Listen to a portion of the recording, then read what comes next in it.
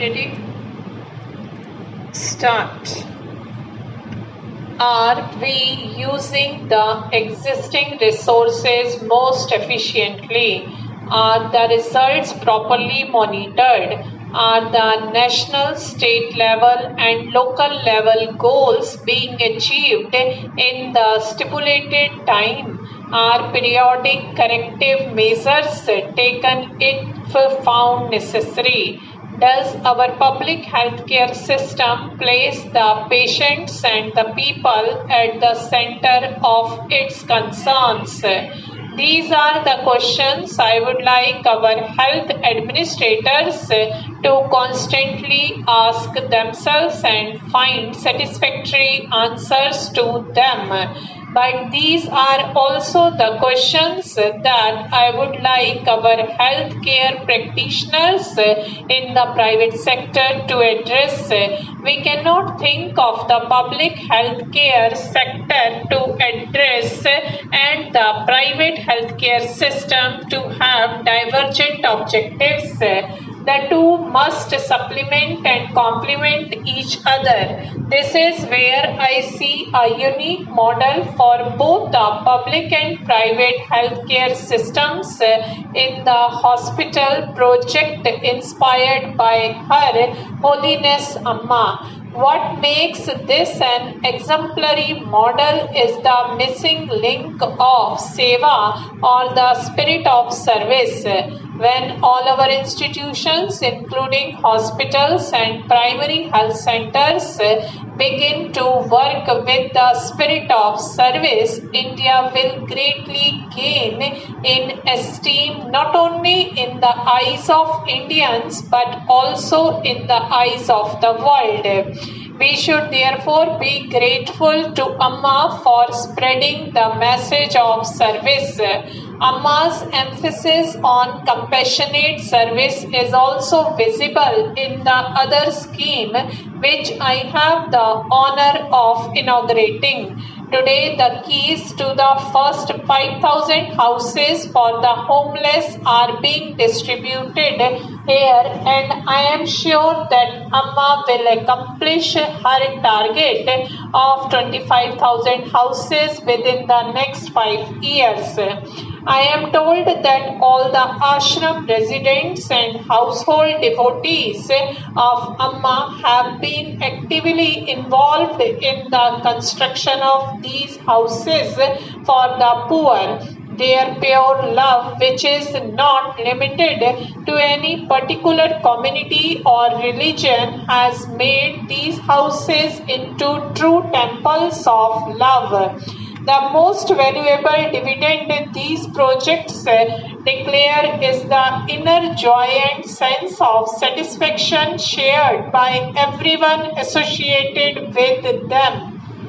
Here again, there is a lesson for us in the government and in the private sector. My government has set the goal of facilitating construction of 20 lakh new housing units each year. This, however, is not the responsibility of government agencies alone. If we work with the sense of dedication and determination that volunteers here have shown in, I am sure that we will reach the goal. In this, my first official visit to Kerala, I cannot but express my happiness and appreciation at the many marvelous achievements of your state, especially in the fields of health, education, arts and culture.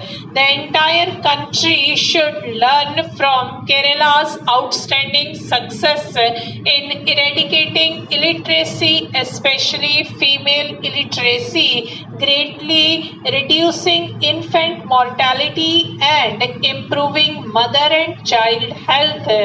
All this could not have become possible without a long tradition of progressivism and social reform. In the past, the great masters like Adi Shankaracharya and Narayana Guru have sown the seeds of social reformation through spiritual means in this holy land known after Parsurama.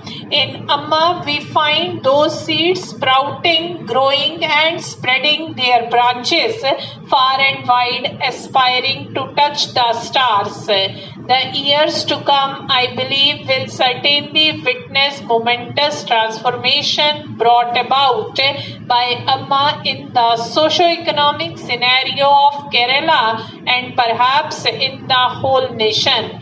That will be the fulfillment of my participation in today's function. I would like to digress at this point to say something about a matter which has attracted national and international attention. It is a digression and yet closely related to the health, well-being and security of the nation. On May 11 and 13, India conducted 5 nuclear tests and thereby announced its emergence as a nuclear weapons state.